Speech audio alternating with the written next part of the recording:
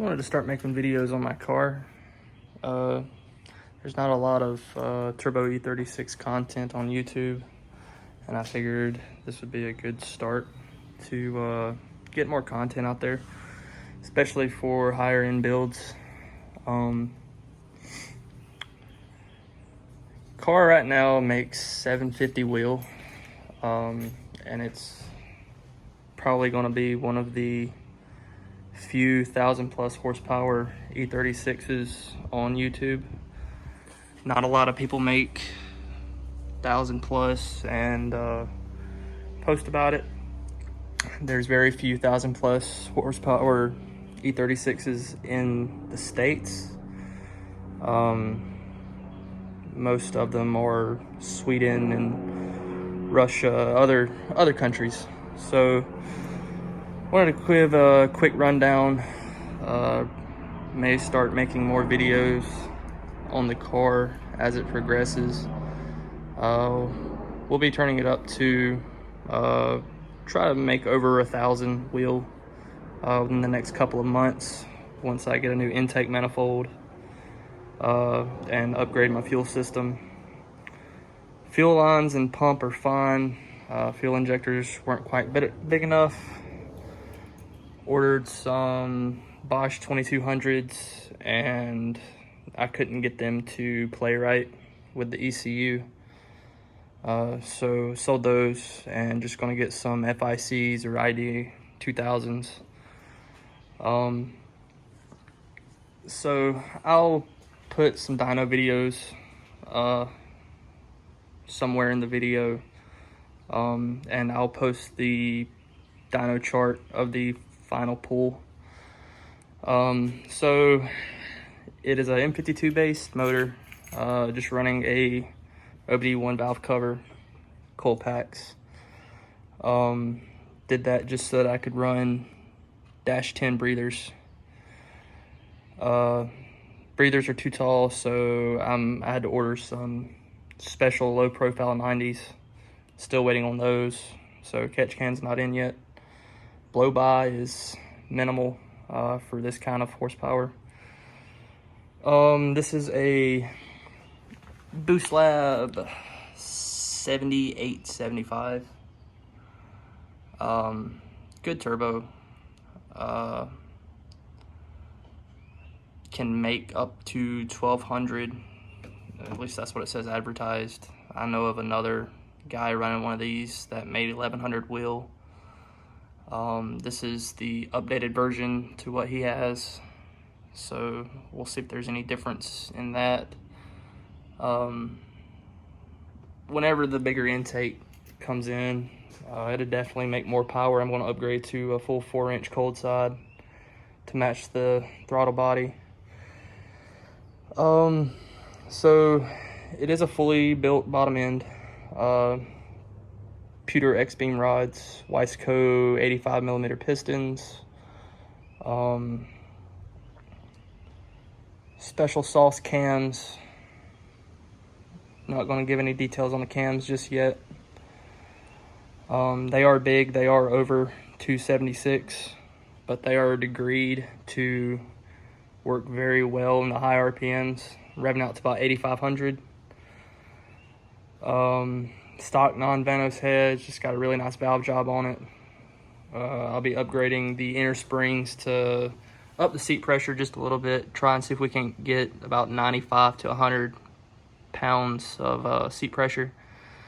That is a custom ATI dampener.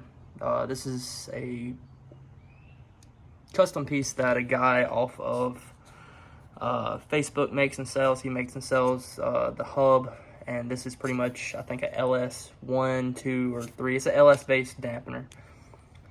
Very high-end dampener. 4-inch fender exit.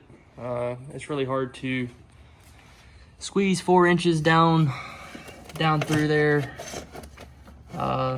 It can be done, but I'd have to cut this tray out and everything, and for some reason this just seemed more reasonable. Maybe. Out back Running a Mickey Thompson 26x10 radial on some Vision Race Star wheels. Wheels are 15x8 and I think 25 offset. Rubs a little bit, and I did put some really heavy duty springs in the back. I think they're 800-pound springs. Shocks are on full stiff and they're still squatting pretty hard. I had to raise the back end up about a full inch. Let's see. Inside, renowned steering wheel, AM wideband, AM X-Series True Boost. My old AM oil pressure gauge took a shit, so just bought a generic parts store one just to verify oil pressure, because we started it not too long ago. This is a fresh build. We've got fan, rolling anti-lag, and scramble boost, and this is a momentary off button. I was trying to rig something up a while back. Garagistic short shifter works pretty good. Press clutch in. There we go. Works pretty good. They were sold out of the double shear selector rods, so I don't have a double shear on there right now. I'll be upgrading that soon. As for clutch, we're running a competition clutch, twin disc from CES Motorsport. Works really good. Like I said, it held all the power, so no big deal. Running a Turbo Smart. I think this is a Gen 4. It doesn't say. Yeah, I think it's a Gen 4 Turbo Smart Hypergate 45. There it is. That's actually a friend of mine's. Had to rebuild it, put a new diaphragm in and everything, just testing it out, making sure it works before I buy it from him. Running a Treadstone TR 1245 intercooler. Fits very nice. 4.5 inches thick, 12 inches tall. Don't know how wide or long it is, but really beefy intercooler.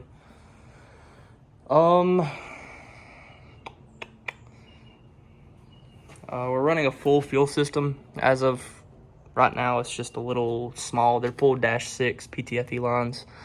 I'm running some quick disconnect adapters to the stock fuel rail. This is a 328 IS, so it's OBD2 car, OBD2 fuel rail, everything. Engine management is Mega Squirt. Gonna be switching over to Max ECU sometime this year. So it is running off speed density, because everybody knows mass airflow sucks ass. Don't know why people still use it. I could probably include a full parts list, but unless I get asked, I'm probably not going to do it. Just wanted to show off that it does make really good power, and we're just tickling the motor right now. It's going to make a lot more. We picked up over 150 horsepower just cleaning up the fuel and like adding 2 psi of boost off wastegate. These are stock, or not stock, but these are basic Deca 80-pound injectors. We are maxed the fuck out on those, so can't do much more with those. So yeah, like I said, this is gonna be a series, maybe.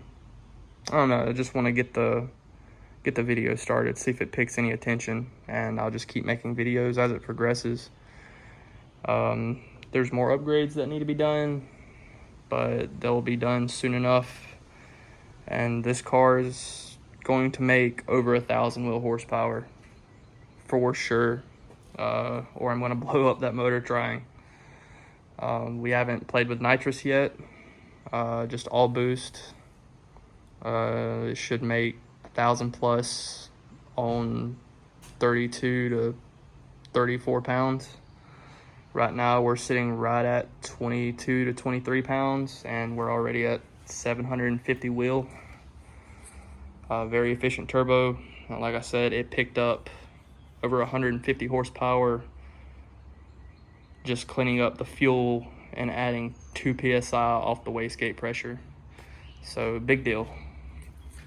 If anybody wants any more information, or if I could possibly get this to get popular, I'll start making full videos on my car.